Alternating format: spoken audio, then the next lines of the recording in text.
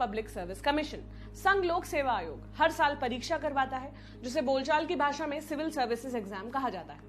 2019 में हुई परीक्षा के रिजल्ट अभी आए हैं और हर साल की तरह इस बार भी टॉप करने वाले, अच्छी रैंक लाने वाले लोग खबरों में छाए हुए हैं। लेकिन ये रैंक डिसाइड कैसे होती है यूपीएससी में? कौन कौन सी रैंक वाले को आईएएस बनने को मिलता है? कौन से वाले आईपीएस बनते हैं? क्या कोई खास रैंक पहले से तय होती है कि इस रैंक तक वाले को आईएएस या आईएफएस बनने को मिलेगा? ये सब हम एक एक करके समझेंगे आसान भाषा में, मेरे यानी प्रतीक्षा के साथ। इससे पहले कि हम रैंकिंग समझें, पहले ये क्लियर करेंगे कि यूपीएससी एग्जाम में होता क्या है, ताकि आपको सब कुछ साफ साफ समझ आ जाए। कुल मिलाकर 24 सर्विसेज होती हैं जिनके लिए कैंडिडेट्स का सिलेक्शन किया जाता है। ये दो कैटेगरी में बटी होती है। एक होती है ऑल इंडिया सर्विसेज और दूसरी कैटेगरी होती है सेंट्रल सर्विसेज। इसमें जो ऑल इंडिया सर्विसेज है वो आईएएस यानी इंडियन एडमिनिस्ट्रेटिव सर्विसेज और आईपीएस यानी इंडियन पुलिस सर्विसेज है। इनमें जो लोग चुने जाते हैं उनको राज्यों और केंद्र शासित प्रदेशों का कैडर दिया जाता है। सेंट्रल सर्विसेज में ग्रुप ए और ग्रुप बी सर्विसेज होती है। ग्रुप ए सर्विसेज में Indian foreign services, Indian civil accounts service, Indian revenue service यानी इनकम टैक्स वाली पोस्ट, इंडियन रेलवे सर्विस यानी आईआरटीएस और आईआरपीएस और इंडियन इंफॉर्मेशन सर्विस यानी आईआईएस जैसी सर्विसेज आती है। ग्रुप बी में armed forces headquarters civil service, Pondicherry civil service, Delhi and Andaman Nicobar island civil और पुलिस सर्विस जैसी सर्विस आती है। जो लोग एग्जाम्स देते हैं उन लोगों को दो एग्जाम्स देने होते हैं। पहला प्रीलिम्स यानी प्रिलिमिनरी एग्जाम, इसमें दो पेपर होते हैं, 2-2 घंटे के।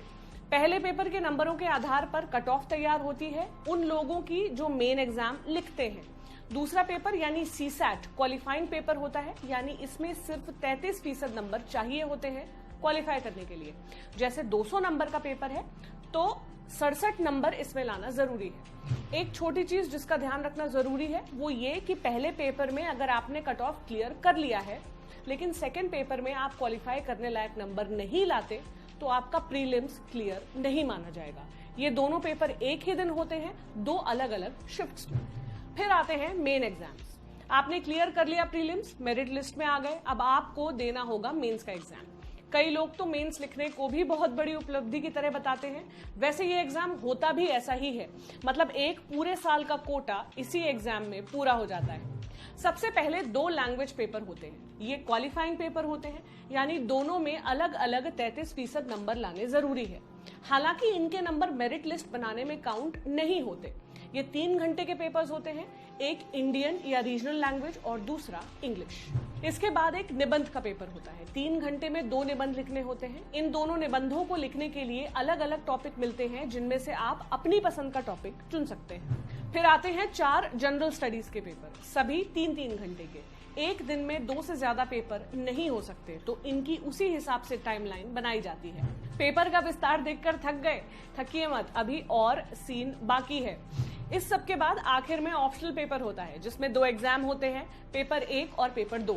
ये वो सब्जेक्ट होता है जो आप अपने लिए चुनते हैं। हिंदी में इनको वैकल्पिक विषय कहा जा सकता है। लैंग्वेज पेपर्स को छोड़कर बाकी सभी पेपर्स के नंबर जोड़े जाते हैं और मेरिट लिस्ट तैयार होती है। कुल मिलाकर 27 घंटे का ये एग्जाम आमतौर पर 5 से 7 दिन में खत्म होता है। इन दिनों के बीच अगर कोई इतवार या नेशनल छुट्टी आ गई तो उसकी छुट्टी मिल जाती है। इसके बाद मेंस का रिजल्ट आता है और पर्सनालिटी टेस्ट होता है जिसे पर्सनल इंटरव्यू भी कहते हैं। पर्सनल इंटरव्यू के मार्क्स जोड़कर रिजल्ट तैयार होता है, फिर फाइनल रैंकिंग आती है। अब हम आ गए हैं रैंकिंग्स पर। तो ये रैंक्स कैसे तय होती हैं? ये तो सबसे पहले वैकेंसी पर निर्भर करता है कि उस साल कितनी वैकेंसीज निकली हैं किसी पोस्ट के लिए और अलग अलग कैटेगरी में लोगों ने कौन सा ऑप्शन चुना है। कैटेगरी का मतलब general, SC, ST, OBC, EWS यानी इकोनॉमिक वीकर सेक्शंस, या फिर वो जो आर्थिक रूप से कमजोर कैटेगरी में आते हैं।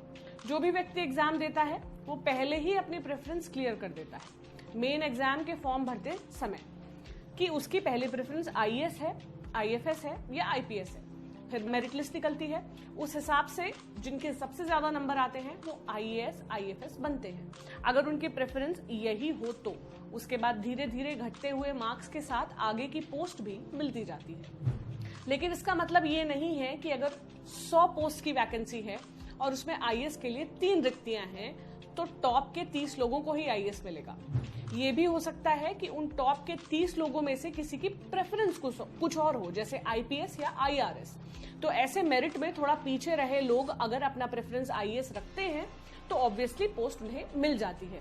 इस तरह थोड़ी पीछे के रैंक वाले लोग भी ऊपर की सर्विसेज पा सकते हैं। जैसे मान लीजिए 2018 के रिजल्ट्स जो थे पिछले वाले, उसमें क्या हुआ था, रिजल्ट्स अनाउंस होने तक 812 वैकेंसी थी। जनरल कैटेगरी में जिस आखिर व्यक्ति को आईएएस की पोस्ट मिली उसकी रैंक 92 थी। आईएफएस सर्विस मिलने वाले आखिरी व्यक्ति की रैंक जनरल में 134 थी। आईपीएस की पोस्ट के लिए आखिरी रैंकिंग 236 तक गई थी। यानी अगर सामान्य वर्ग यानी जनरल कैटेगरी में 70 रिक्तियां हैं आईएएस के लिए, तो टॉप 90 से 95 तक के लोग रैंक वाले भी सामान्य वर्ग में आईएएस बन सकते हैं। यही चीज आईपीएस, आईएफएस और सभी सर्विसेज के लिए लागू होती है। रैंकिंग पाना कितना मुश्किल है? हर साल वैकेंसीज की संख्या अलग अलग होती है। 2005 में 457 वैकेंसीज से लेकर 2014 में 1364 वैकेंसीज तक थोड़ी बहुत बढ़ोतरी हुई है सीट्स में, लेकिन एग्जाम देने वालों की संख्या भी तेजी से बढ़ी है। यूपीएससी हर साल वैकेंसी के हिसाब से ही मेंस एग्जाम और इंटरव्यू देने वालों की संख्या तय करता है। जैसे 100 पोस्ट की वैकेंसी है तो तकरीबन इसके 12-13 गुना लोग मेन एग्जाम लिखने के लिए चुने जाएंगे प्रीलिम्स में से, और फिर करीब 250 लोग इंटरव्यू के लिए चुने जाएंगे। इनमें से फिर फाइनल रैंकिंग की लिस्ट के लिए लोग चुने जाएंगे। ये सिर्फ एक उदाहरण है ताकि आइडिया आपको लग सके कि रैंकिंग के लिए कितना कंपटीशन तगड़ा होता है।